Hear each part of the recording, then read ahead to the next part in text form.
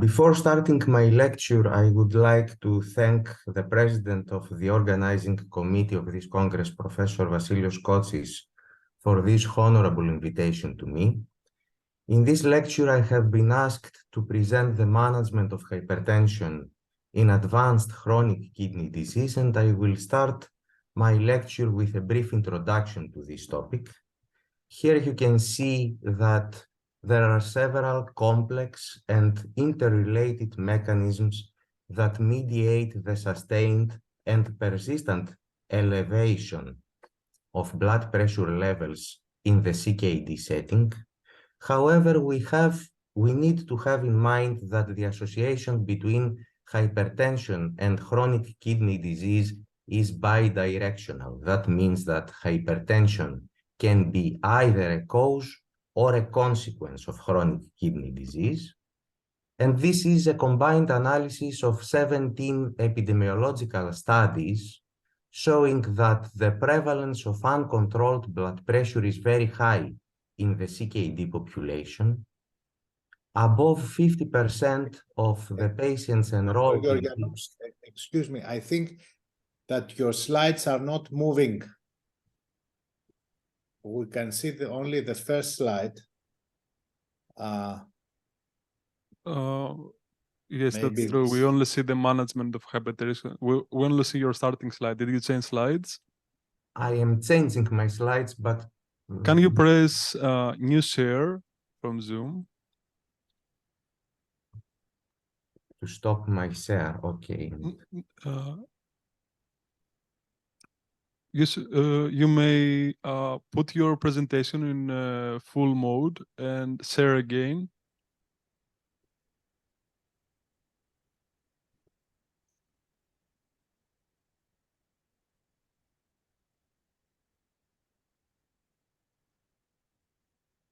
Are my slides moving now? Please press new share on the top shelf of Zoom.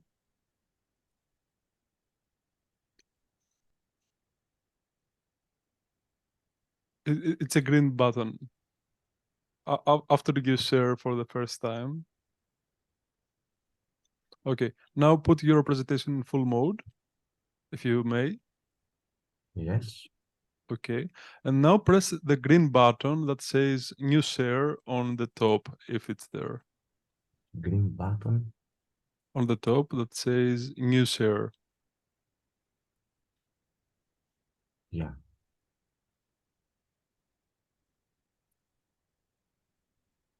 Okay, now we can see your first page. Okay. Now it's moving. Now it's moving.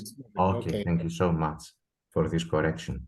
So, this is a combined analysis of 17 epidemiological studies showing that the prevalence of uncontrolled blood pressure is very high in the CKD population. You can see that above 50% of the patients enrolled in these studies had office blood pressure levels above the threshold of 130 systolic or 80 diastolic. And hypertension in patients with CKD remains often poorly controlled despite the extensive use of multiple antihypertensive medications. This is a first indirect signal that in patients with chronic kidney disease, hypertension is often resistant to antihypertensive therapy. And here I am presenting the results of a global meta-analysis that incorporated blood pressure data from 91 studies with 3.2 million drug-treated hypertensive patients in the general population. This meta-analysis estimated that the global prevalence of true resistant hypertension in the general population is 10.3%. As compared with the general population, epidemiological studies have shown that the prevalence of resistant hypertension is twofold to threefold higher in patients with moderate to advanced chronic kidney disease. And this figure provides an overview of the recently released guidelines for the assessment and the management of hypertension in people with chronic kidney disease. there is an inconsistency across these guidelines with respect to the optimal blood pressure target, but all these guidelines tend to recommend a tighter blood pressure control. There is a clear consistency across these guidelines that recommend the use of a standardized blood pressure measurement methodology in the office environment for the accurate diagnosis and the optimal long-term management of hypertension. With respect to the pharmacotherapy of hypertension, all these guidelines consistently recommend the use of an ACE inhibitor or an ARB as first-line antihypertensive therapy, particularly in patients with CKD and severely increased albuminuria. In the following sections of my lecture, I will try to address some specific aspects with clinical relevance to the management of hypertension in patients with more advanced CKD. And the first question is whether we stop or continue treatment with ACEs or ARBs in patients with advanced and progressive CKD who are nearing or approaching the initiation of kidney replacement therapy. What we know?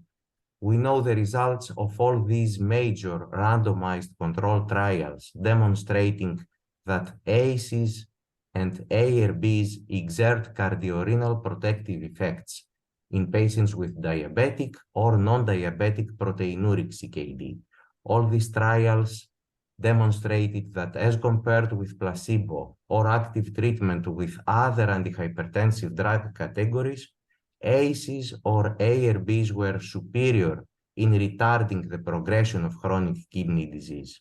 Secondary analysis of these trials also provided evidence that the RAS inhibition results in a lower risk of heart failure hospitalization. Post-hoc analysis of these trials demonstrated that the cardiorenal protection afforded by the RAS blockade is not modified by the severity of chronic kidney disease at baseline. However, we have some evidence from observational studies showing that the discontinuation of RAS inhibitor therapy in patients with severe CKD, eGFR below 30, is possibly associated with a lower risk of initiation of kidney replacement therapy. There is a signal of a possible kidney protective effect with this intervention. However, these observations need to be interpreted with caution. The observational studies cannot demonstrate direct cause and effect risk associations. Therefore, we have much stronger and more conclusive evidence from the recently published STOP-ACE trial. This figure depicts the design of this trial. In this study, 411 patients with advanced and progressive CKD, eGFR below 30, were randomly assigned in a 1-to-1 ratio either to stop or to continue the RAS inhibitor therapy. The mean duration of follow-up was 3 years. The pre-specified primary efficacy endpoint of this trial was defined as the between group difference in the levels of eGFR at 3 years of follow-up. A key secondary efficacy endpoint of this trial was the between group difference in the risk of kidney failure or the initiation of kidney replacement therapy. And here are the baseline characteristics of study participants. The STOP-ACE trial truly included patients who had severe CKD. The median levels of eGFR at the baseline of the trial were 18 mL per minute. The vast majority of these patients had severely increased albuminuria. With respect to the primary efficacy endpoint, the least squares mean eGFR at 3 years of follow-up in the discontinuation arm was 12.6 versus 13.3 in the continuation arm. There was a small between group difference of 0.7 mL per minute that was not statistically significant. However, this difference was still in favor of the continuation of RAS inhibitor therapy. With respect to the key secondary efficacy endpoint, as compared with the continuation, the discontinuation of ACEs or ARBs was associated with a non-significant increase of 28% in the risk of incident end-stage kidney disease or initiation of dialysis. A closer examination of the 95% confidence interval of this hazard ratio indicates that the possibility of a kidney protective benefit with this intervention could be only 1%. In sharp contrast, the risk of progression of chronic kidney disease, the risk of initiation of dialysis, could be up to 66% higher with the discontinuation of ACEs or ARBs. Therefore, much more conclusive evidence from the STOP-ACE trial indicate that the discontinuation of ACEs or ARBs is not an intervention that leads to a better stabilization of the long-term decline in kidney function in patients with advanced and progressive CKD. The prevalence of resistant hypertension in the CKD population is very high. Here we have some clinical trial evidence from the Pathway 2 trial that was published in 2015. This landmark trial demonstrated that the steroidal MRA spironolactone was superior to placebo and superior to active treatment with doxazosine or bisoprolol in improving home blood pressure control. This trial included patients with high levels of eGFR. The risk of hyperkalemia in this trial was very small. Based largely on the results of this trial, all the recently released guidelines recommend the use of spironolactone as the preferred fourth-line therapy for the management of resistant hypertension. However, all these guidelines discourage the use of spironolactone when the levels of eGFR are lower than 45 or when the levels of serum potassium are higher than 4.5. Therefore, in patients with moderate to advanced CKD who have severe and often treatment-resistant hypertension, the use of spironolactone is very low. The hyperkalemia acts often as a barrier and restricts the broad utilization of spironolactone for the treatment of resistant hypertension. Can we use an agent that binds potassium in the gut to overcome the barrier of hyperkalemia and enable the more persistent use of spironolactone in patients with moderate to advanced CKD?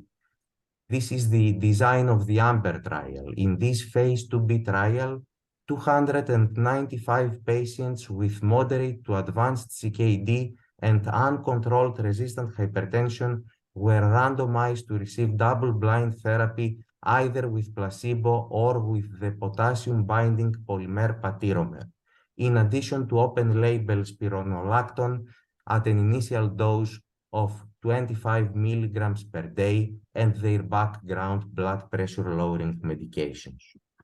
Over 12 weeks of follow-up, as compared with placebo, the potassium binder patiromer enabled 20% more patients to remain on spironolactone treatment with less severe hyperkalemia. Just 5 patients needed to be treated with patiromer to enable the use of spironolactone in 1 more patient.